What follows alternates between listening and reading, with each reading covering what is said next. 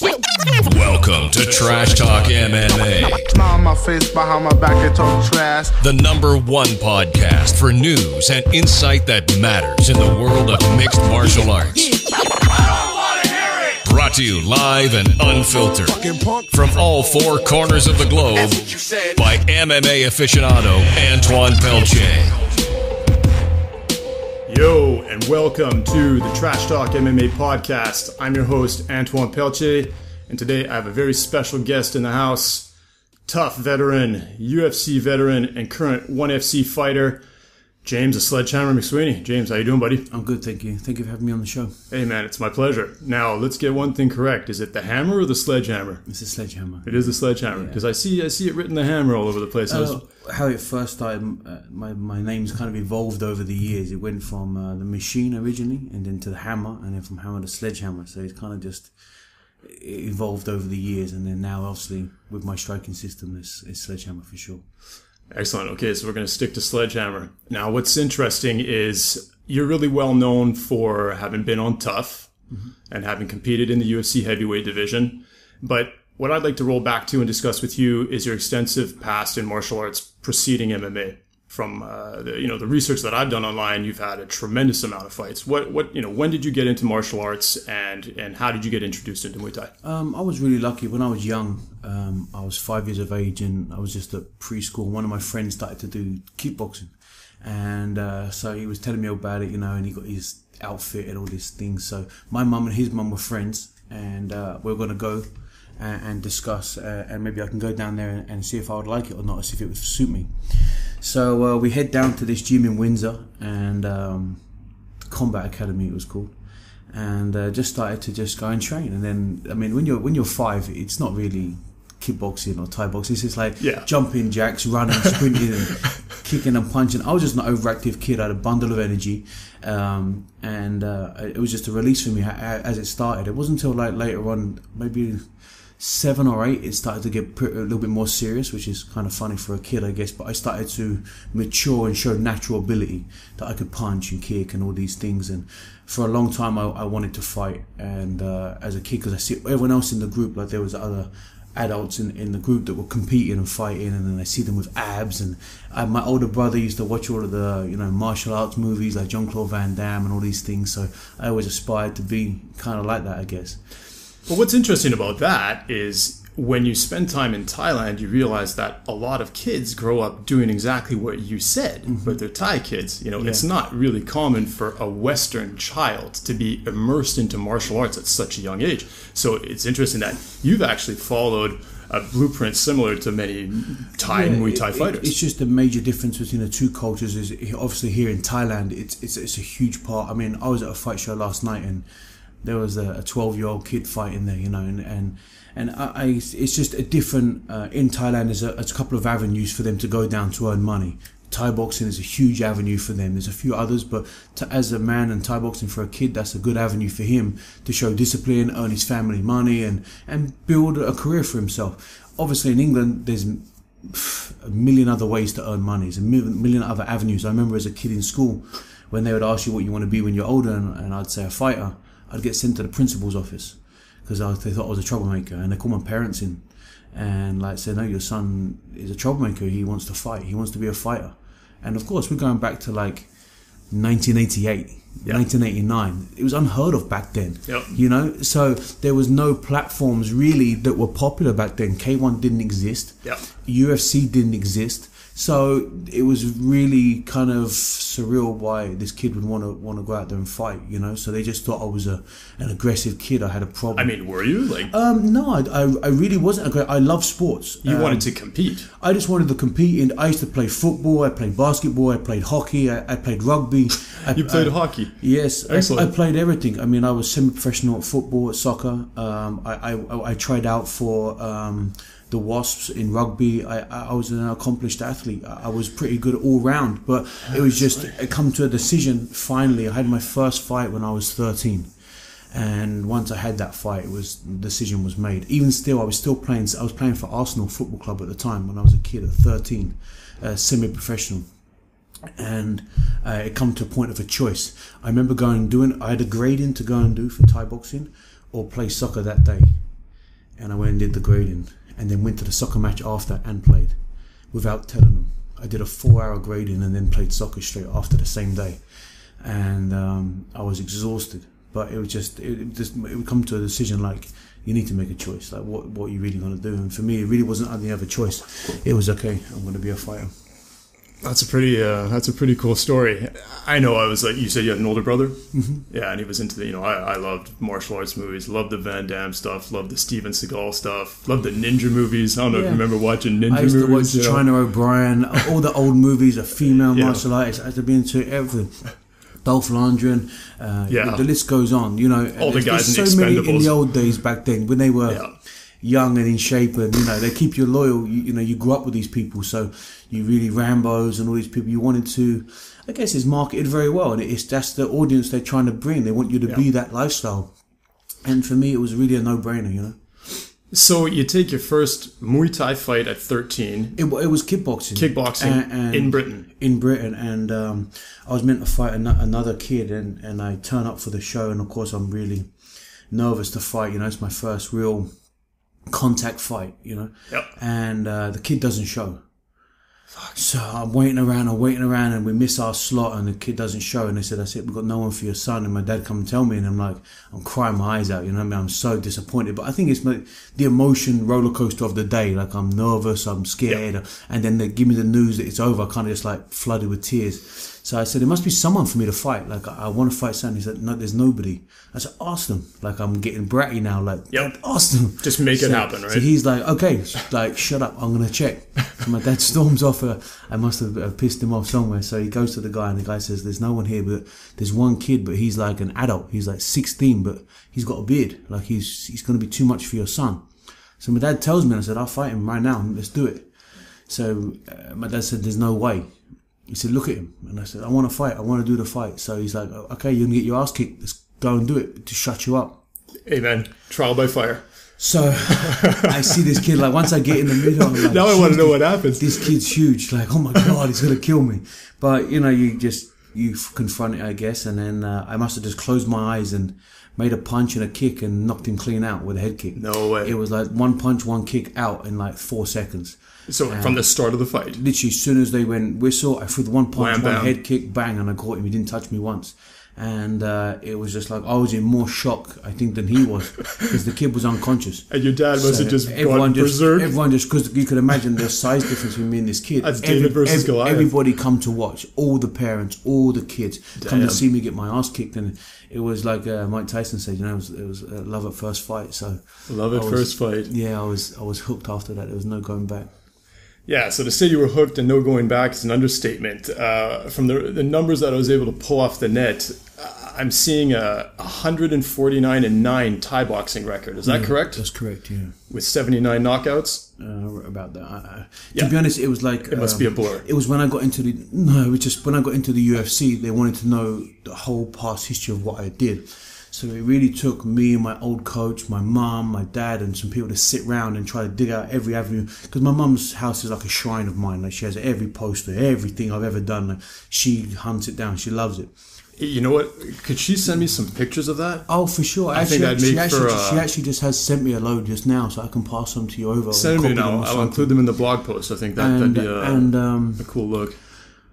And it was like, God, we have to try and figure it out, because he's like, oh, do you remember this fight? I was like, oh, I don't really remember that guy. And then, but you did that. Oh, yeah, I remember that. Like, it takes, because it's just, it's just all one. When you look back, it's just so many. It must be like trying to rebuild a family tree, though. You know what I mean? Like, you literally had to go generations back. A lot of the fights were here in Thailand when I was young, and I would fight maybe on Saturday, and get paid just enough money to pay all my bills and my rent and food and everything, but that would leave me with nothing. So I would fight Sunday as well, to get the extra money, like to go and take a girl out or hire a scooter or something, you know what I mean? So I would always fight pretty much twice a week if I wasn't injured. So I really did knock up some numbers, and and we would go and fight at different places. I mean, there was one place that I used to fight. It was more like it was like a strip club mentality. Like, they would call out different fights. So they would have all the card out there, and the crowd would pick who they want to see fight who. And as long as they kept putting money into the tub, you would continue to fight. And of course, 90% of the time, I'm the only Westerner, so they always want to see me fight. So sometimes I'd fight 3-4 times a night. because if they keep paying, you have to keep fighting. I see you fight 4 times a night against unknown opponents. Yeah, I mean, that's crazy. Yeah, I mean, sometimes they'd be bigger guys, sometimes they'd be smaller. I mean, I was a kid back then too. I was like 16, so I wasn't like at the size I am now. You know, so it really wasn't. I mean, that's just maverick, man. It's so interesting to hear these stories of how these fights and people's careers go down like that here, and the frequency at which they fight. Well, I think it did me a lot of good, and then it did me a lot of bad too, because there was one stage, pretty much once I was into the UFC, at one stage really, I really got so numb to fighting, because I'd had a lot of K1 fights after my Thai boxing career finished. I had another 44 K1 fights, official K1, like not K1 rules like everyone. Official K1. And then I got my opportunity to go to the UFC, and so when I got there, it was like I had nearly 180, 190 fights. Like how many K1 fights do you have? 44. 42 and 2 I was. Okay. Yeah, I saw 39 and 4. And they would, I almost come desensitized to fighting. Like there was really no more nerves backstage. I really just become desensitized to it. And it was, if it wasn't for the help of my mind coach, Elliot Rowe, when I was in Las Vegas, I met up with him, and he's a sports hypnotherapist. He pretty much brought me back from the dead.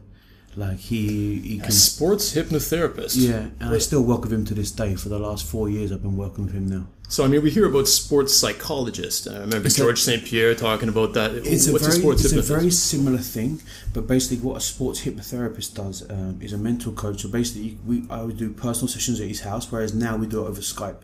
And what he would do was he put you in a subconscious state. So you could snap out of it if you choose to, but there's like some parts, like we'd have a conversation and he would record them, and he would be able to go into my brain and ask me questions that I probably couldn't be able to know the answer to, and pour these answers out of my body, and when I'm in a subconscious state. So it's not like you're hypnotized as in like, I'll go and do the funky chicken dance on stage, but you're teetering between the two. You're half awake and half, but you're completely relaxed, and that enables you to answer honestly and openly, and he found some information going back into my past that was holding me back from pushing forward, like holding on to some losses, holding on to the reason why I lost, personal reasons in your life. And these were things that we had to, okay, well, if that happened when you was a kid, now being an adult, go back to that person. What would you say to yourself back then as a 15-year-old kid? What would you say to yourself? And you'd say, oh, you're going to be all right. There's a big future ahead. Don't worry. Yeah. Okay, it's done. Now move forward. And then that's repaired. So there's no more. You're stopping the circle of the issue. It makes sense? Yeah, you're coming full circle with the issue. Yeah, you're dealing with it. There's so many things that could have happened in your life, in a normal person's life, let alone someone who's travelled the world, been a fighter for his whole life, that you haven't dealt with. Subconsciously, you just manned it up. Like, forget about that.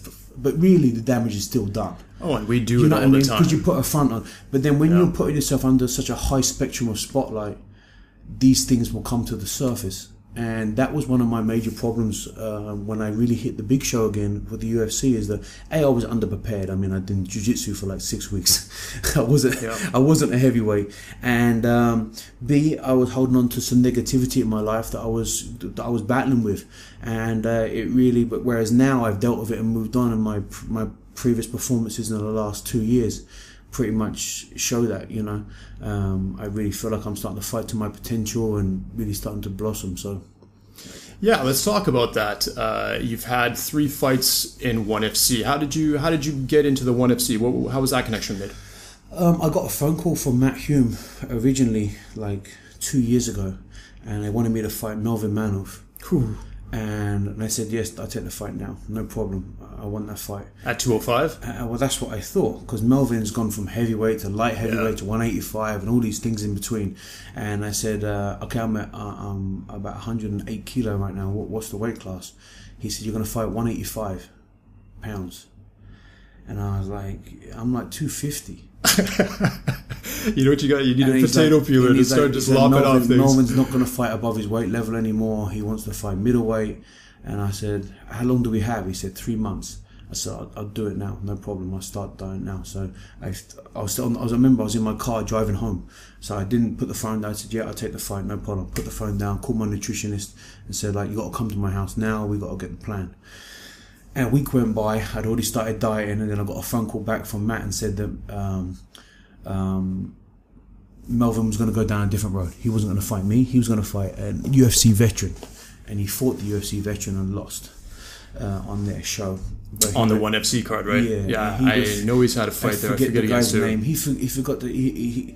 and that was where I was really disappointed, because Melvin's a warrior, and I never say to guys, people refuse to take fights, because fighters don't refuse fights. That's what we do for a living. He just made a different choice. They said that he felt that I was too big, and even coming down I was going to be too big, and he wanted to revamp his career and fight smart from now on. So I respect his decision, but yes, I was frustrated. So I allowed that frustration to Matt and said, like, what's up? Like, this is not right. Then they called me back and asked me to fight Holmes Gracie at heavyweight in 6 weeks.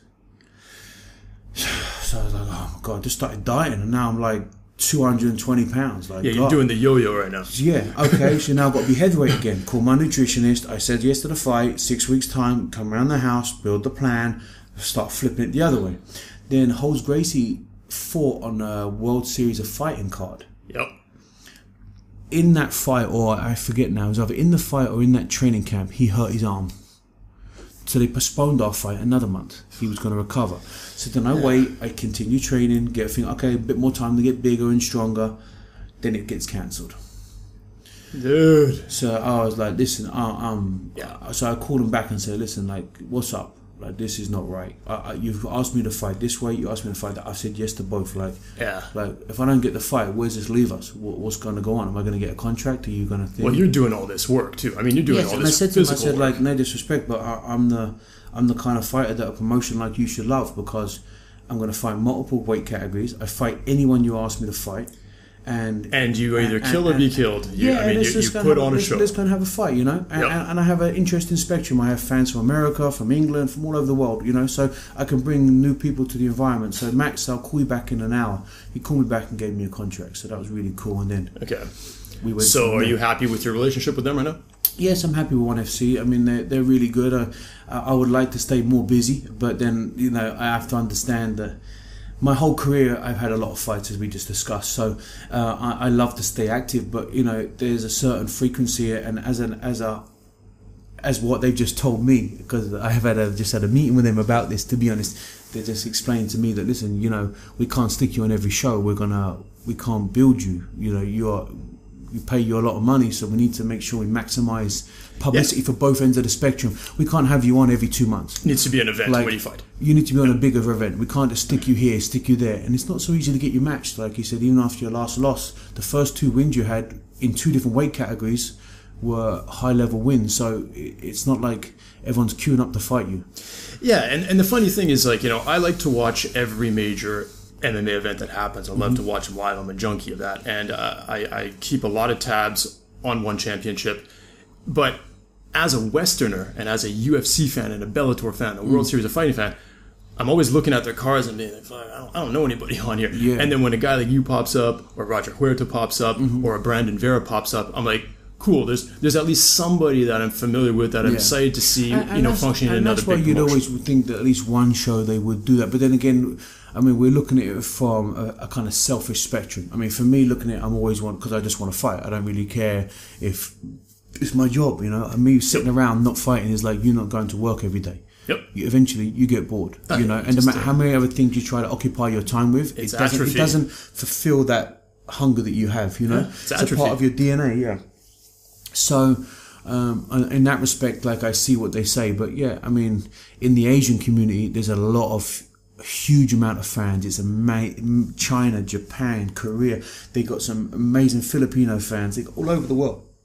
So they know these fighters. They're familiar with them. They're their hometown heroes. I just was in the show in KL just last weekend and Friday, and it was like a 15,000 packed out arena. And no disrespect to any of the fighters on the show, they're all pretty relatively new to MMA.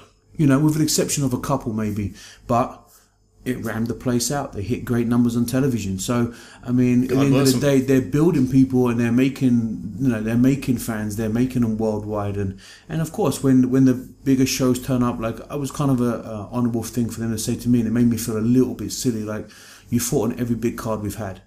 We've had 2 big cards in Manila, which is like 22,000 people. You on both of them. We're the biggest show we've ever had, expense-wise, in Dubai. We put you on it. Like, we can't just stick you on a little 5,000 arena show. It doesn't make sense to us. We have too many expenses. So after that, I was kind of like, ooh, just got a little bit told off by the boss. But in the end of the day, I'm still going to bug him. I want to fight, and I'm going to call out everyone I want to fight. And if I don't get it, I'm going to keep doing it. So I want a rematch with Roger Gracie. I want to fight Brandon Vera. I want to fight everybody that's anybody in this arena, because I believe that I can beat every one of them in both weight categories. I mean, the great thing here, though, is that they're making you a priority. Like, it's great. You know, you're a star, and they're giving you the star treatment, and ultimately, I think, like they said, they're doing what's best for them. You know, they want to make sure that when you're there, that all eyes are tuning in, and ultimately, I mean, it's best for you. It is on the long run, but like you say, you just want to stay busy. Yeah, you know you're hungry. But it's especially after coming off the back of a loss, and the way I lost against Roger, I had a terrible training camp. This is no excuses whatsoever. It's just facts. Roger did a good fight, and he won. I hurt myself, and he maximised it, and he won. Fair play to him, and I said that to him after the fight. I know what I had going on in my training camp physically. I know how I went into the fight physically, and I was already injured before the fight, and unfortunately it came out in the fight. So I feel a little bit like there's unfinished business there. So that night I was in the hospital. I already emailed them both and said that I wanted a rematch that night, and I've been emailing them every week asking for the same rematch until I get it. Yeah, knowing that I was going to talk to you, I rewatched that fight, and I was interested in talking about it. I noticed that something appeared to happen to your ankle. It was my knee, actually. Yeah, my right knee. I during my training camp, I tore my MCL. Okay. And I shouldn't have been kicking with my right leg at all. So I hadn't kicked the whole camp, only boxed. And when I went to the fight, my trainer from Holland came, and he wanted me to kick, and I said my leg is jacked up really bad, you know. And he said, well, just try it out. He's open this side, make the kick and see what happens. So I made one kick, and of course I dropped him with a head kick. Yep. And then so I had some success with it. Then I was going to the body, and the leg kicks were landing, and then of course we're caught up in a bit of a war. In the second round I kick him again, and then as I land it gave way, and I kind of hopped it off. And I heard his corner, like Henzo was in his corner, and he's so smart, Henzo. So he hurt his foot, I could hear him. Yeah. So I hit it, and I came out. The announcer said it too. Yeah, and I kind of hit it, and I kind of fight a little bit. Went back to the third round, and then because I fractured my eye socket and I had a cut. And then they were going to try and stop the fight. Yeah, and I remember I saw what you said. Yeah. You were like, just get the F out of here. I wasn't happy about they were even thinking about stopping the fight. I told everyone to leave. And I stood up, put my mouthpiece in, and walked away from everybody. And yeah, that's not an option. No, for sure not. You know, and then in the third, I looked up at the clock and thought it was like 1 minute 10 left or something like that. And I thought, right, I'm really going to impose and make sure I get this win. And I went, put pressure, and I just threw the leg kick. And as I landed, it went and just tore and just gave way. And I kind of hobbled back to, and then he ran in and teeped me, put me down, and jumped in punches. But so did that teep hurt you at all though? Because not really. I mean, because it looked like you clutched your side. Yeah, I think it was just bad timing of the two together when you already feel pain. I mean, I don't know if the teep wasn't enough to put me down healthy. Put it that way. Yeah. With the two things together, it was enough to put me down. Yeah. But then I was getting straight back up. And the referee had stopped it. And I mean, Olivier is a great referee, and he did his job to protect the fighters. And I mean, even if I did get up, I felt like I'd already come through his legs and stood up when the referee stopped it. Would I have been able to continue? Probably on aggression and sucking it up a little bit. But then again, who knows? I mean, you can't say it didn't happen. So I'm not going to ponder over if buts and whats. Roger did a good job. He won the fight.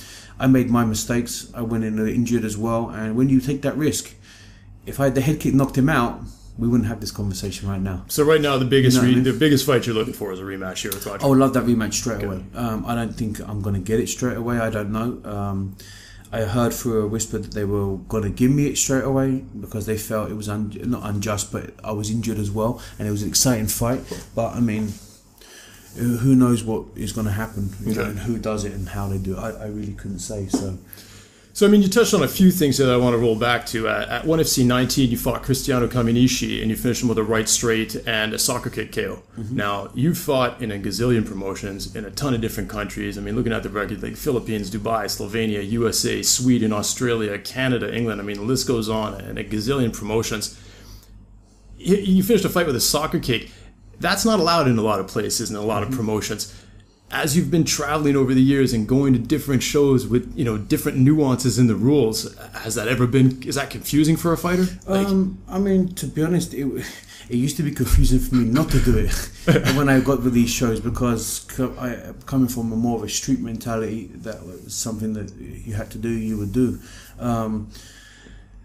I think for me personally, it fits my personality of fighting way better. I mean, I like, to be honest, in the UFC rules, when someone goes on the floor, for me not to kick him, I have to tell myself not to do it. Yeah. So to be able to do it is just like free run, you know. When I fought in the Croatian shows or the Slovenia shows, they were all soccer kicks and headbutts. Headbutts? Yeah. So... you know, so you have to go with the rules of wherever you fight, and you train for them, and they're things you have to train. Like, people think, especially with headbutts and stuff like that, like, people just think it comes natural. It really doesn't. You have to put the combination together, then make the punch, headbutt, knee, punch, kick, and make it smooth. Is that something you like to throw? Yeah, if the rules allow it, yeah, for sure. I mean, it's a great weapon. It's a great tool to get the job done. And, you know, and if you can keep it in your arsenal, it's the same as making an elbow, it's the same as making a knee. But all of a sudden, because it's unseen in a lot of martial art rules, people say, headbutts, wow, that's terrible. Or like, wow, I'm not going to lie, I've never heard of a promotion allowing them. Or wow, it's graphic, you know. And of course, it is graphic. And to some people, it should be foreseen as like that factor, you know. But then, to be honest, when you look at it as an athlete or a fighter, it's what you do for a living, it's really no different. A kick in the head or a headbutt or an elbow in the face or a knee in the face, it all hurts. Well, I mean, I exactly. But I mean, I really struggle with these rule changes of how, like, okay, how come somebody can head kick somebody on the feet and then it's illegal on the ground? As a fighter, what's the difference there? To be honest, there is no difference apart from, obviously, on the ground, his range of defense is a lot less. Okay. You know what I mean? It's like pride rules. You could stamp on the head. Yep. Yeah, the foot stomps. But 1FC, you can't. Yep. I mean, to be honest, a kick in the head is much more ferocious than a stamp, in my opinion. Well, there's just more torque and velocity on it. Exactly. Yeah. Like, if someone gave me the two options, I'd say stamp on my head all day than kick me in the face. Yeah. I mean, what, you know, that's what I'm saying. How do we... How does that weighted? Exactly. And this is like, I've had this debate for years. Like, not only have I been a fighter, but I've also coached and cornered a lot of people, and I've met these rule sets all over the world.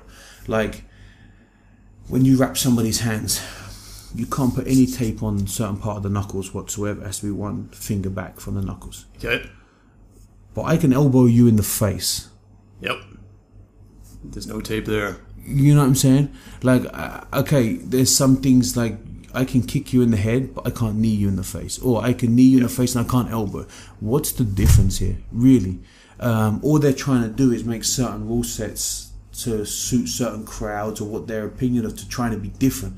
The fact of the matter is, all of these promotions all try to be different. Like, some people embrace the UFC rules, so they want to see the UFC rules. Then the crowd say, yeah, it's great to have UFC rules, but they're not as good as the UFC fighters. So then you have another promotion who want to make, we're going to stand different from the UFC. We're going to allow soccer kicks and headbutts on knees and elbows and all these things that they don't allow. And then... Which is going to make a real fight. Yes, we don't have no rules or very minimal rules to meet another spectrum. And then you have people that like that kind of thing, and then you have other people that say like, it's because they're not skilled enough, they have to do this. So you can never win. You know what I mean? At the end of the day, a fight is a fight. And I think for me personally as a fighter or an athlete, I just fight by the rule set I'm given. That's my job. So let's talk about this soccer kick rule in 1FC, because from what I've read and what they've said, the ref needs to give you the green light to throw a soccer kick to the head of a downed opponent. No. Because Andrei Arlovski did that to Tim Sylvia and got no contest against that. What happened was, when they fought, that was the rule set. The referee had to say he was a downed opponent, like he didn't have any limbs on the floor, touching the floor, like he didn't have a hand or a knee or one knee. So when he was a downed opponent, you could do that. The referee had to say, give you the green light. The day after that fight happened, because there was such uproar about it, they changed the complete rule set the very next day. And they announced that you can just soccer kick whenever you want to soccer kick. Because, I mean, in the heat of battle, who's asking the permission from the ref, right? And no disrespect, but sometimes, I mean, the refs aren't on the ball. They have enough things to do. Everybody does at that time. Exactly, you know what I mean? They're also weighing up like it takes a fighter probably, I can't even say 1/100th of a second, like 1,000th of a second. Like if you saw my fight when I kicked Cominci, a pass guard and instantly soccer kick him once he hit the floor. You didn't. So it was a fraction of it. There was no thought process there. For that to happen efficiently, if I didn't react that same way, maybe I couldn't have kicked him. How could a referee react faster than my reactions and verbally give me the order and me to vocally take it into my brain, process it and deliver it in the same period of time? It's impossible. So you're now a fighter at Tiger Muay Thai. How'd that connection happen? What brought you to Tiger? I was at another gym here on the street, and I was doing real well with my classes, teaching and fighting, and I stayed loyal to them when they first brought me out, but things wasn't going the way I wanted it to go, and I was unhappy there. I had a couple of other gyms here reach out to me in the process when I was at the other gym, and of course, like I said, I was loyal. I didn't want to turn my back on anybody who had treated me well. This other gym wasn't treating me so great towards the end. There were false promises and things like this, and so I decided, okay, I've got to do what's best for not just me but my family. You know, I'm having my wife and my daughter here, and I need to make. So I went and looked at both other premises, and I checked them out, and both premises were very good. I mean, it was professionally done. There were a lot of people there and everything else. This other gym was a relatively new gym, and I feel they're going to do really well in time to come. Like, their setup is amazing, but they were still relatively new. So I chose Tiger because there was 1,000,001 members. It's probably the most famous Thai boxing gym in Thailand, if not worldwide. In Asia, it has a great reputation. It has some great fighters here, and it has a fresh. Every week there's just like a mountain of new people coming through the door over and over and over again. Yeah, guests, amateurs, professionals. There was a platform for me not only to get good training and good sparring and good things like this, but there was a great platform for me to build my Sledgehammer striking system and build a class. I mean, I was there 1 month and already I got another class. We hit maximum numbers. We got another class again. We're hitting maximum numbers now. Like, my class yesterday was like 38 people. So let's talk about that. Your class, Sledgehammer Striking, is one of the more recent and high profile training classes at Tiger Muay Thai, done by a renowned UFC veteran like yourself. It's advertised as Dutch style Muay Thai. Is that correct? Yeah. For the uninitiated, how do you define Dutch style Muay Thai? Well, I trained in Holland from the age of 18 under my coach Lucien Carbin. Now, Lucien trained everybody that's done good: Tyrone Spong, Alistair Overeem, Valentine Overeem, Imro Main, Rodney Glunder. The list goes on of anyone high level in K1 or Thai boxing or the UFC now. Gilbert Iville. Awesome. All came from our gym. We all trained together for 10 years together every single day. Those are some animals, man. And we were in a gym full of monsters. Yeah. And Lucien was so creative and still is to this day. I've been with him since I was 18, and now I'm 34. So he's actually going to be coming out here in the next couple of months to help me for my training camp when it officially starts. And Dutch style Muay Thai is just very different. Of course, Thai boxing in Thailand is very different too. The pace is different, the combinations are different.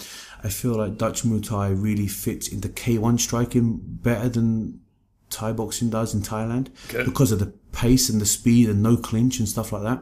And it definitely fits MMA more, because there's just a whole distance game different. I mean, for me, the transition from K1 at the time to MMA and be a good striker at MMA, I feel it took me nearly 5.5 to 6 years to get my level back, to transition from combinations that work, that don't work, fuse together distance changes, penetration steps, defensive steps, keep in position for underhooks, make sure the takedown doesn't happen, and so forth, and putting that all together as a package. Now I finally feel in my striking, I'm back to a high level in MMA like it kind of was in K1. If I was to fight K1 again, I have to just spend 3 to 6 months training every day back in Holland. That's where the level changes. Okay. Because, if you took one of the best stand-up fighters in the UFC, he wouldn't last 2 minutes with Gokhan Saki in K1. You know what I mean? And Gokhan Saki wouldn't last in MMA unless he trained MMA for 5 or 6 years. Yep. So I know the path. I've had to travel it. So if I can fuse that for my fighters in my class and shorten that journey for them and say, hey, listen, I know you want to do this, but this don't work. Believe me, listen to my mistakes. Any win or loss of my record has come from that learning If you look at my record, there's some wins, there's some losses, there's some wins. And people say, why is it so up and down? Like, well, look at the people that I fought. First of all, I fought Roy Nelson. I fought Travis Brown. I fought Fabiano Maldonado. I fought some of the best guys in the world. And I was still trying to learn along that road. And it's too of a high-level road to try and learn at the same time. Whereas if I was to go back and fight now against these guys, I'm not saying the outcome would be so different, but it would be a much more competitive outcome or a much more competitive fight. I have much more belief in myself and I understand the game throughout much more. But with my classes, it really helps them guys use combinations from MMA or from K1 or from Thai boxing to MMA. And with Dutch style, it's really open to every avenue. Like I say to my guys, the sport is evolving from one fight to the next. If you watch John Jones, he does this leg stamp. Yep. Now, everyone wants to do a leg stamp. Yep. You watched Anderson Silva and knock him out. Front kicks. Now, everyone wants to do that. Then you see Chael Sonnen take Anderson Silva down. Everyone wants to be like Chael Sonnen. Then everyone wants to be like the next superstar. You know what I mean? Conor McGregor. Everyone wants to fight like him now. And that's the thing. The sport evolves. The footwork of Dominic Cruz. Exactly. Like TJ Dillashaw. And the list goes on. Yep. Exactly my point. So if you don't stay on the pinpoint pressure of the involvement of the sport, you're going to be left behind. Yeah. And that's a long way to be left behind. And with traditional Thai boxing, it's very traditional.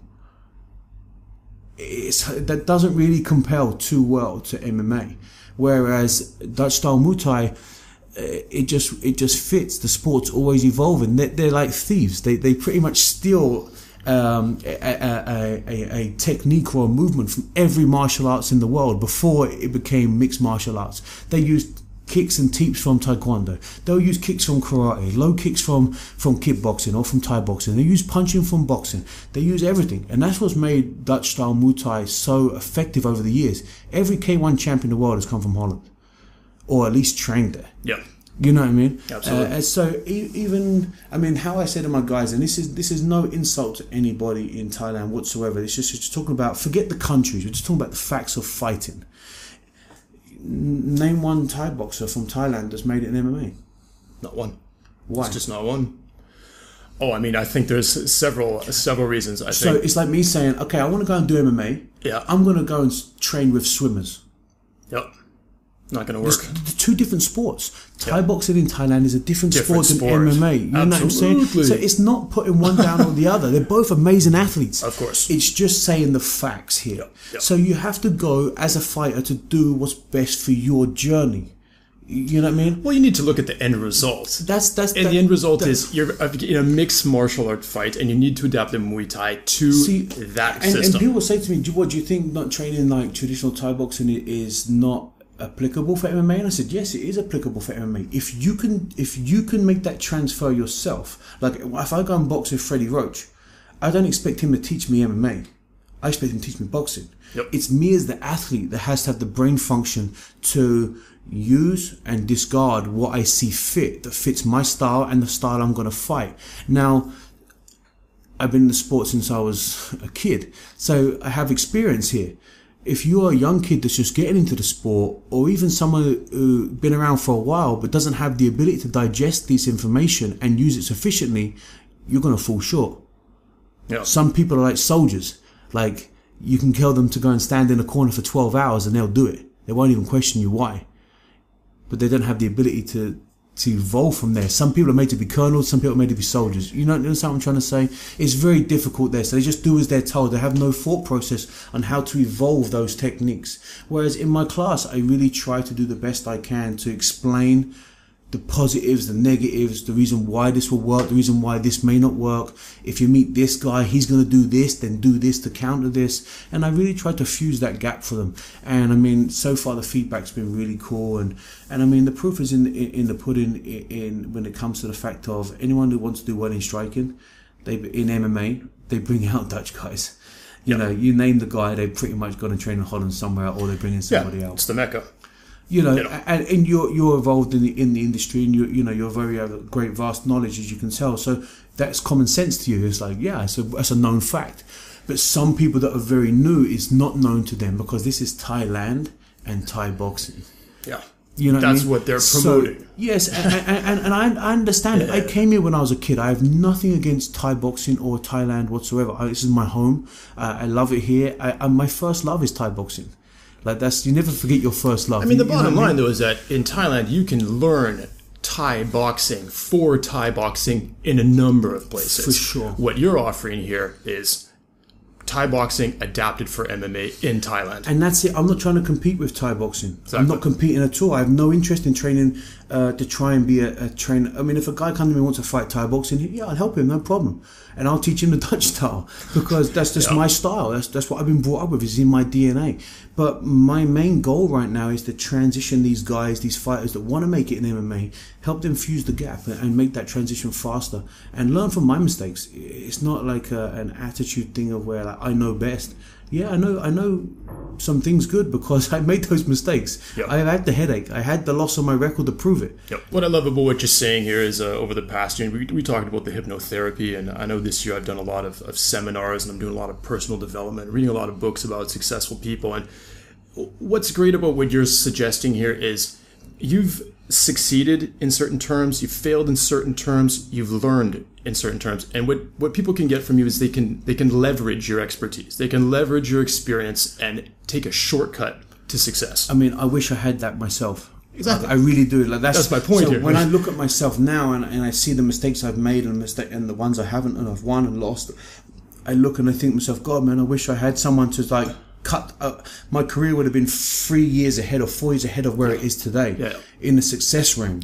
But I had to obviously go through that myself. So I think to myself, God, that's a marketable cause. If I can do that and help someone else, like wow, like that's amazing to me. I can actually give something back to the sport or to a fighter, or you know, like when a fighter comes. Just the other day, I was in KL and the fighter Wani he come up and said, "This win was just because for you. It was your win." And I said, no, it's your win. But like, if someone to say that to you, like it just means that you help them that much that they, you know, it's karma, really man. Like, yeah, it's so warm inside. It's like, God, it's, you know, for me, if you can help someone, I mean, that's the idea of us all today. We should be helping each other. Now, you offer group classes and solo classes. Yeah. Let's briefly just touch on the difference between those and what people can hope to obtain from each one. Well, obviously with group class, it's more, not generic, but it's more of an overall foresee of what I think people need to learn, like how to block a kick properly, how to watch a takedown, how to put a combination together and make that step or make that movement, what combinations fit for MMA, different kind of clinching drills that, like if you're going to be a traditional Thai boxing clinch, how to work on the outside and maybe beat that. Whereas on a one-to-one basis, of course, if the guy says to me, okay, I want to work one-to-one, you're getting my sole attention for that time. I'm going to watch you from the minute we start shadow boxing. From the minute you warm up, I'm going to watch any mistake I may see, any bad habits or good habits that you have. I mean, it's all well and good having a good habit. There's no such thing as a good habit. If it's a habit, it's a bad one. Whether you always telegraph this jab, you always make this jab before you make the cross. Yeah, it's a great cross, but it's a habit. You do it all the time. I mean, it's a bad thing. So I get to see this footwork. I get to hold pads from him. I get to feel the power. I get to see who he met. And also, if he has a fight coming up, I always tell them to email me the guy's name. I'll do my research before the one-to-one, and I'll specifically train him not just for the guy's strengths or weaknesses, but also for his strengths. I'll watch both of it, you know, to make sure he gets the maximum out of his time with me.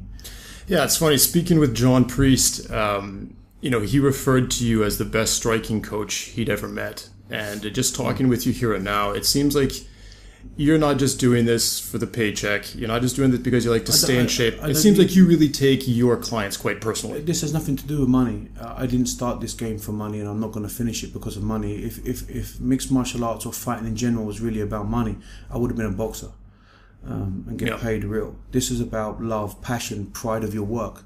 Otherwise, what we're doing here, I don't need to give you a cardio workout, make you kick 20 times in a row, and it's not going to do nothing to help you. You're not going to kick 20 times in a row. You're just going to make you tired. It doesn't make you a better fighter. Right. Okay, there's sometimes you need to do condition. Great, we'll do condition. But majority of the time, you need to slow down, break it down, go back to the drawing board and work out where the foundation problems are.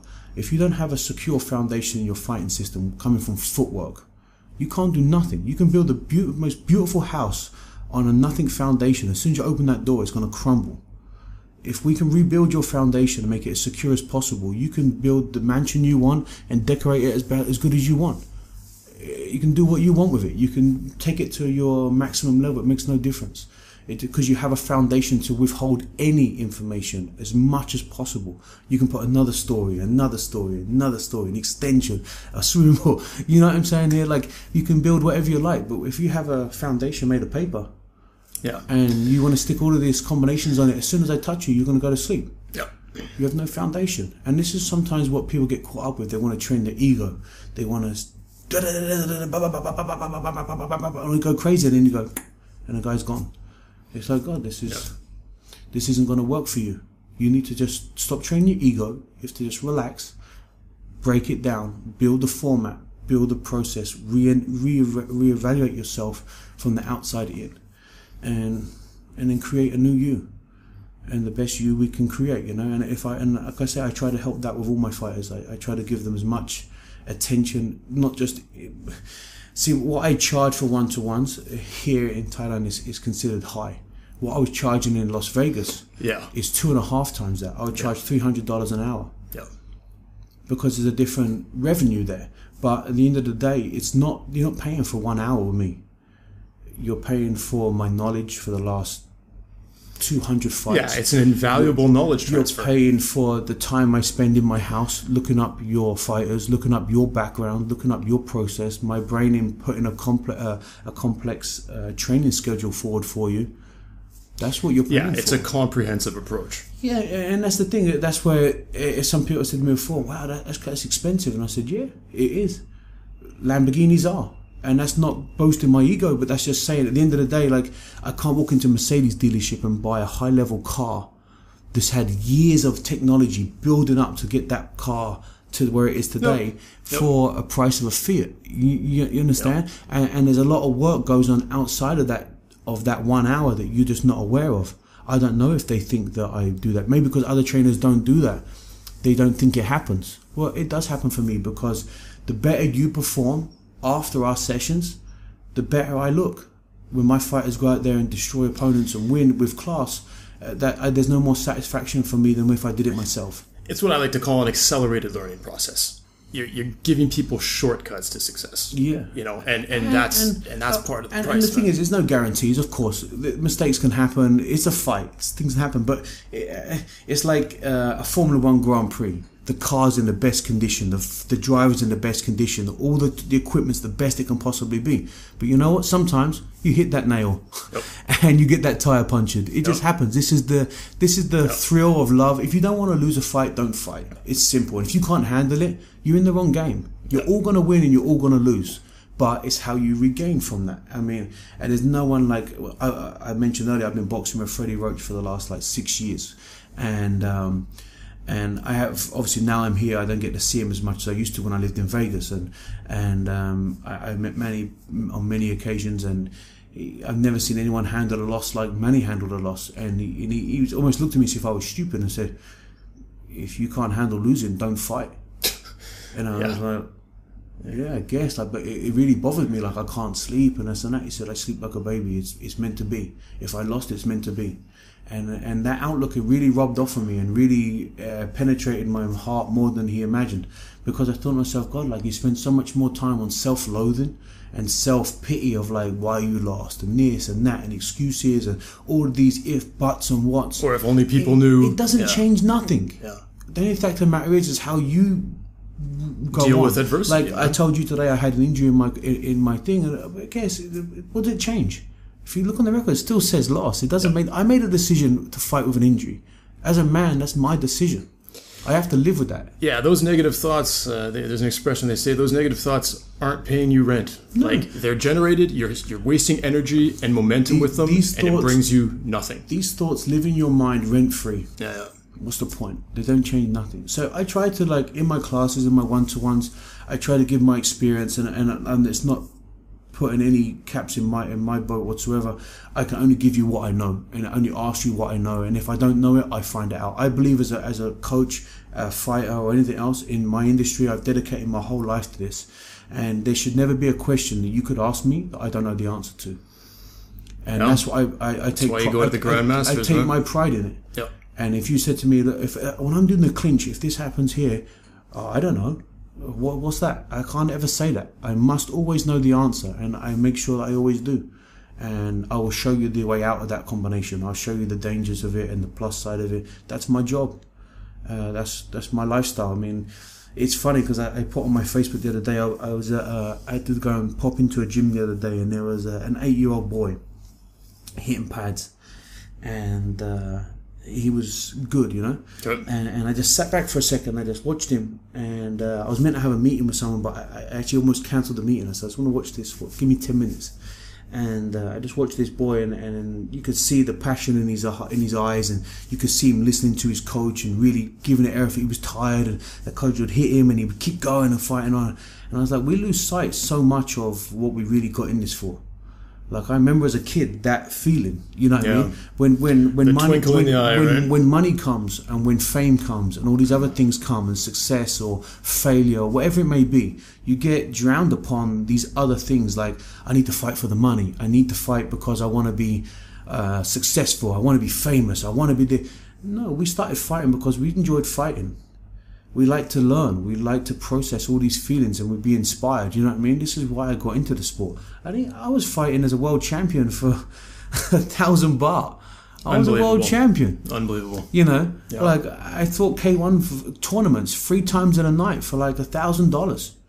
So if I was in it for the money, if I was in it for the money, yeah, but I pretty much gave that money out because by the time the tax man took it and I gave the rest of my coaches, I came out with nothing. Yeah. So we're not in it for money, and that's why, like you just said just now, I can see you not coaching from. No, I'm not. This has nothing to do with money or financial gains. I'm not trying to talk anyone up or put other people down to be more lucrative.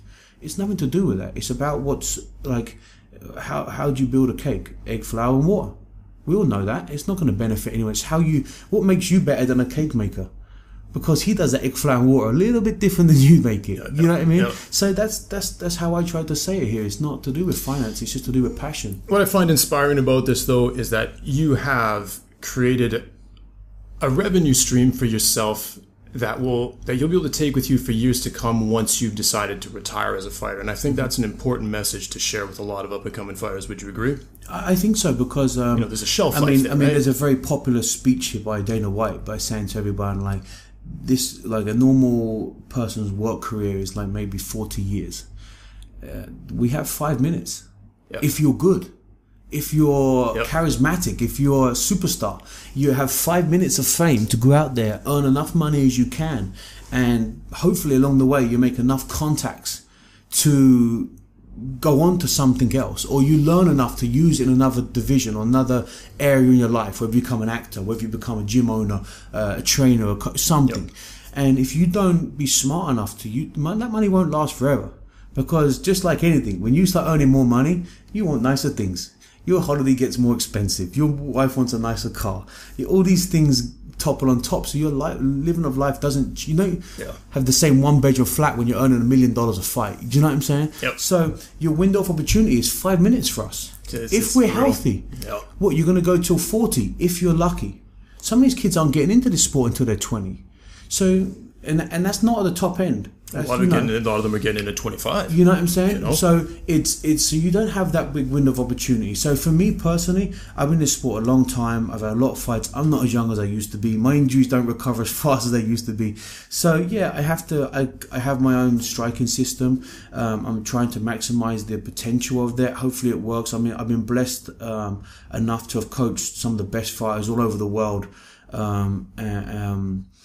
And everyone who ever worked with me has ever always, within, like, I've gone there to train, within a week they've hired me as a coach or similar practice, So now I have 12 affiliate gyms worldwide that use my striking system, a Sledgehammer affiliates of mine. Very cool. Obviously that pay me monthly to use my system, and I run the whole curriculum for their school, going from the kids to the adults. Where can we find some of these gyms? My website is just being revamped and rebuilt right now. Yep. So you'll be able to find it at sledgehammer.com, and it'll have the whole affiliation system on there. And for other gyms that want to join or find out information, they can email the right process. You've franchised. Pretty much the system, and also being here now and seeing the success it has at somewhere like Tiger Muay Thai, which is such a predominant Thai boxing gym, to be so successful. I mean, you see some classes here that are like 20 people in that class, but they have 10 coaches. My class yesterday had 38. I'm a coach of my own, you know. So it's very applicable to teach large numbers.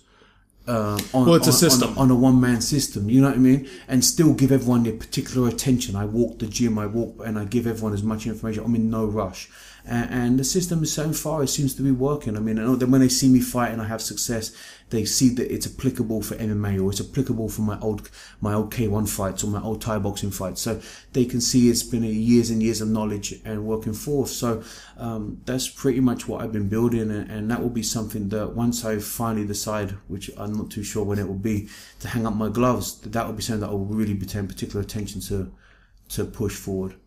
So speaking on that, I mean, you've been doing this forever. What are your aspirations as a professional fighter? My aspirations have always been the same. They've never changed the older I've got. I've tried to be a bit more wise. Like, I always want to be a champion. I believe that I can be one FC champion. I'd like to be the first person to ever have 2 belts in 2 divisions.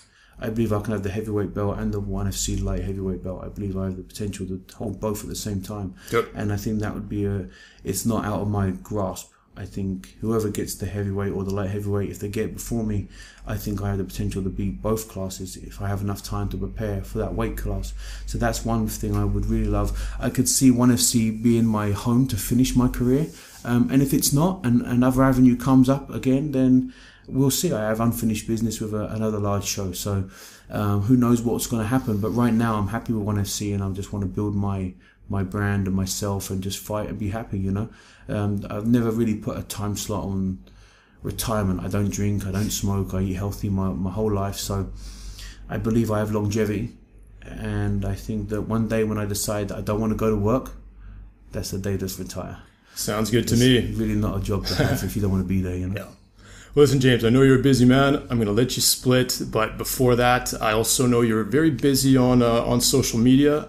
What are your social platforms of social media, and where can people reach you? You can find me on Facebook and stuff like that, James McSweeney. Majority is on Twitter, at McSweeney MMA. Okay. And the same for Instagram if you want to follow or see any video clips from my classes or pictures of me with other fighters or stuff like that, at McSweeney MMA again. Yeah, I've noticed on Instagram you post a lot of really cool stuff, and you're really promoting the younger guys that you're training. I think it's beautiful. My Sledgehammer website will be up soon. You'll be able to find that at sledgehammer.com. But that will be more, if you want to find it on Google or something, you'll be able to find it on there. If you type my name and my website, it will just come up as a #1 find. So that's just being rebuilt and redone right now. So that'll be out there soon enough. So very cool. Well, listen, man, it's been fascinating talking with you. I feel like we've only scratched the surface of things that we could talk about. I'm going to be around for another 6 weeks or so in Thailand. I'd love to get you back in here. I think once this airs, people are going to want to hear more from you. I think it's funny, once some fighters leave the UFC, it almost seems like the public perception is that they're gone. Mm-hmm. And you're the real proof that you're not. You're still in here fighting for the right reasons. You've kicked things up a notch by delegating and passing off transferring your knowledge to a whole bunch of upcoming fighters. You're training with pro guys, and you're training pro guys all the time at Tiger. I think it's fantastic how you've kept busy and how you just keep moving forward. Yeah, I mean, for me personally, I'd love to come back on for sure. And if any of the guests listen to the podcast and have any questions that they'd like specifically know or answers to, please contact you and let them know, and I'll do my best to answer any of those questions for the next couple of weeks. On the other platform, notice that the UFC is an amazing platform to fight, but I never ever cared about fighting for the UFC or K1 or any of these shows. Not the disrespect to those shows. As a fighter, UFC didn't exist when I started fighting. K1 didn't exist when I started fighting, so I never really had that aspect to fight for those shows. I just wanted to fight the best fighters in the world to personally test myself. Yep. And if that platform was UFC or 1FC or K1 or Thai boxing or whatever, then obviously I want to put myself into that bracket and into that test. So for me, these companies didn't exist when I started. And if I'm not with them anymore, doesn't mean my career ends. Yeah. My career ends when I decide it ends. I didn't ask their permission to start, and I won't ask their permission to finish. So to be honest, my career doesn't end because I stop fighting for this show. It means it goes on and goes on and goes on and goes on until I decide. Anyone who has a normal job, you may work for this company for 10 years. When they fire you or they let you go or make you redundant, would you just give up on life? You just stop fighting? You stop doing your job? No, you go and get another job. And that's what I had to do.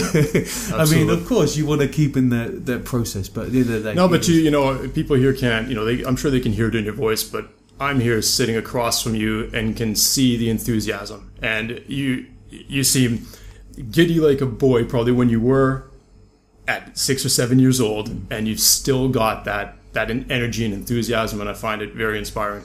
It's funny because, like of course, like I said, I'm 34 now, and I can wake up in the morning, on the way to the gym. I feel like I'm a 100-year-old man, and like I can walk into the gym and I'm like just creaking, dragging my feet and cracking and crinkling. As soon as I get the gloves on or I put the pads on, it's like I feel like I'm reborn again. Like doesn't matter how tired I am. Like yesterday, nitroglycerin in the veins. I hit 10 rounds of Thai pads yesterday. Then I hit 5 on the bag, and then I had to do clinching for 5 rounds. Then I went straight to the gym, and I taught 4 privates, 4 hours straight with 4 different guys. You're a beast, dude. Then I had to teach my class. So by the time I got to my class, I was just exhausted. Like I felt like I cut weight. I hadn't had any time to eat in between, and my class was about to start. And all of a sudden, I had like 40 guys come into my gym. And it was just like give us all you got. It was so overwhelming to see that, man. They just gave me energy.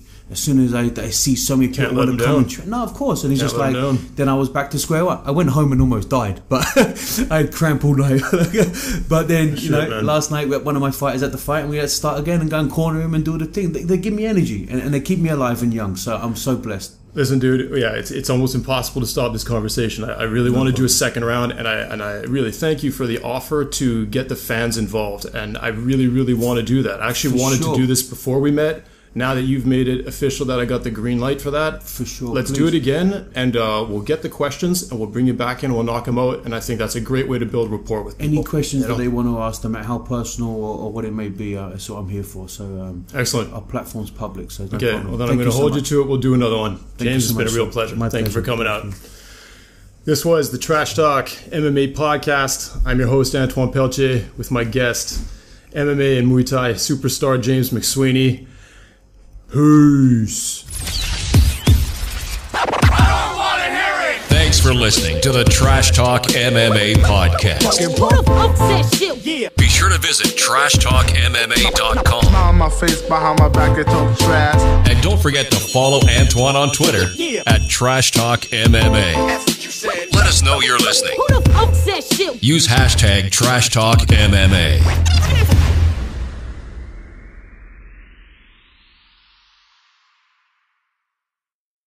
School, one of my friends started to do kickboxing, and so he was telling me about it, and he got his outfit and all these things. So my mum and his mum were friends, and we're going to go and discuss, and maybe I can go down there and see if I would like it or not, see if it would suit me.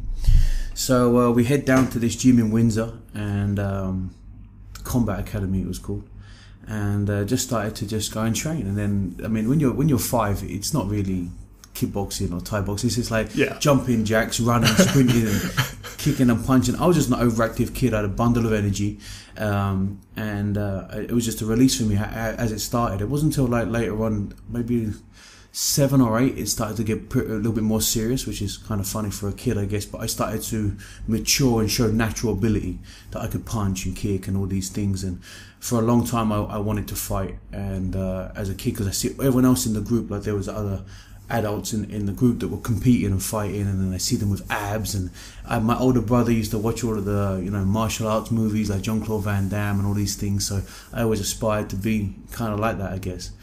Well, what's interesting about that is when you spend time in Thailand, you realize that a lot of kids grow up doing exactly what you said, but they're Thai kids. It's not really common for a Western child to be immersed into martial arts at such a young age. So it's interesting that you've actually followed a blueprint similar to many Muay Thai fighters. It's just the major difference between the two cultures is obviously here in Thailand, it's a huge part. I mean, I was at a fight show last night and there was a 12-year-old kid fighting there, and it's just a different. In Thailand, there's a couple of avenues for them to go down to earn money. Thai boxing is a huge avenue for them. There's a few others, but as a man and Thai boxing for a kid, that's a good avenue for him to show discipline, earn his family money, and build a career for himself. Obviously, in England, there's a million other ways to earn money. There's a million other avenues. I remember as a kid in school, when they would ask you what you want to be when you're older, and I'd say a fighter, I'd get sent to the principal's office because they thought I was a troublemaker, and they called my parents in and say, no, your son is a troublemaker, he wants to fight, he wants to be a fighter. And of course, we're going back to 1988, 1989. It was unheard of back then, so there was no platforms really that were popular back then. K1 didn't exist, UFC didn't exist. So it was really kind of surreal why this kid would want to go out there and fight, So they just thought I was an aggressive kid. I had a problem. I mean, were you No, I really wasn't. I love sports. You wanted to compete. I just wanted to compete, and I used to play football. I played basketball. I played hockey. I played rugby. You played hockey. Yes, excellent. I played everything. I mean, I was semi-professional at football, at soccer. I tried out for the Wasps in rugby. I was an accomplished athlete. I was pretty good all round, but it was just come to a decision. Finally, I had my first fight when I was 13, and once I had that fight, the decision was made. Even still, I was playing for Arsenal Football Club at the time when I was a kid at 13. So disappointed, but I think it's the emotion roller coaster of the day. I'm nervous, I'm scared, and then they give me the news that it's over. I kind of just flooded with tears. So I said, there must be someone for me to fight. I want to fight someone. He said, no, there's nobody. I said, ask them. I'm getting bratty now. Ask them. Just make it happen, right? So he's like, okay, shut up. I'm going to check. So my dad storms off. I must have pissed him off somewhere. So he goes to the guy, and the guy says, there's no one here, but there's one kid, but he's like an adult. He's 16, but he's got a beard. He's going to be too much for your son. So my dad tells me, and I said, I'll fight him right now. Let's do it. So my dad said, there's no way. He said, look at him. And I said, I want to fight. I want to do the fight. So he's like, okay, you're going to get your ass kicked. Let's go and do it to shut you up. Hey, man, trial by fire. So I see this kid, once I get in the middle, I'm like, now I want to know what happens. This kid's huge. Oh my God, he's going to kill me. But, you confront it, I guess. And then I must have just closed my eyes and made a punch and a kick and knocked him clean out with a head kick. No way. It was one punch, one kick out in 4 seconds. So from the start of the fight? Literally, as soon as they went whistle, I threw the one punch, one head kick, bang, and I caught him. He didn't touch me once. And it was just I was in more shock, I think, than he was, because the kid was unconscious. And your dad must have just gone berserk. Everyone just, because you could imagine the size difference between me and this kid. That's David versus Goliath. Everybody come to watch, all the parents, all the kids come to see me get my ass kicked, and it was like Mike Tyson said, it was love at first fight. So love at first fight. Yeah, I was hooked after that. There was no going back. Yeah, so to say you were hooked. Welcome to Trash Talk MMA. Smile on my face, behind my back, and talk trash. The #1 podcast for news and insight that matters in the world of mixed martial arts. Brought to you live and unfiltered from all 4 corners of the globe by MMA aficionado Antoine Pelche.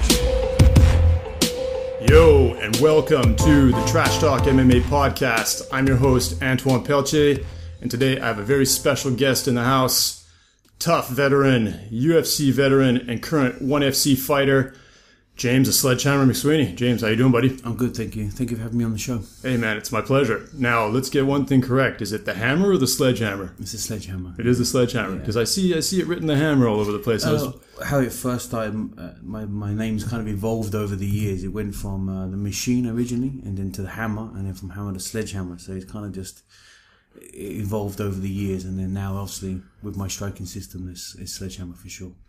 Excellent. Okay, so we're going to stick to Sledgehammer. Now, what's interesting is you're really well known for having been on Tough and having competed in the UFC heavyweight division. But what I'd like to roll back to and discuss with you is your extensive past in martial arts preceding MMA. from the research that I've done online, you've had a tremendous amount of fights. When did you get into martial arts, and how did you get introduced into Muay Thai? I was really lucky. When I was young, I was 5 years of age, and I was just a professional. And it come to a point of a choice. I remember I had a grading to go and do for Thai boxing or play soccer that day. And I went and did the grading, and then went to the soccer match after and played without telling them. I did a 4-hour grading and then played soccer straight after the same day. And I was exhausted, but it would come to a decision like, you need to make a choice, like what you really going to do. And for me, it really wasn't any other choice. It was, okay, I'm going to be a fighter. That's a pretty cool story.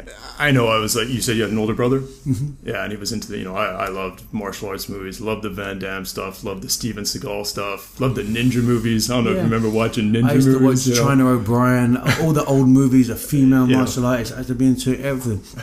Dolph Lundgren, the list goes on. All the guys in the so many Expendables. In the old days back then when they were young and in shape, and they keep you loyal. You grew up with these people, so you really Rambos and all these people. You wanted to, I guess, it's marketed very well, and that's the audience they're trying to bring. They want you to be that lifestyle, and for me, it was really a no-brainer. So you take your first Muay Thai fight at 13. It was kickboxing. And in Britain. In Britain, and I was meant to fight another kid, and I turn up for the show, and of course I'm really nervous to fight. It's my first real contact fight, and the kid doesn't show. So I'm waiting around, and we miss our slot, and the kid doesn't show, and they said, that's it, we've got no one for your son. And my dad come and tell me, and I'm crying my eyes out, I'm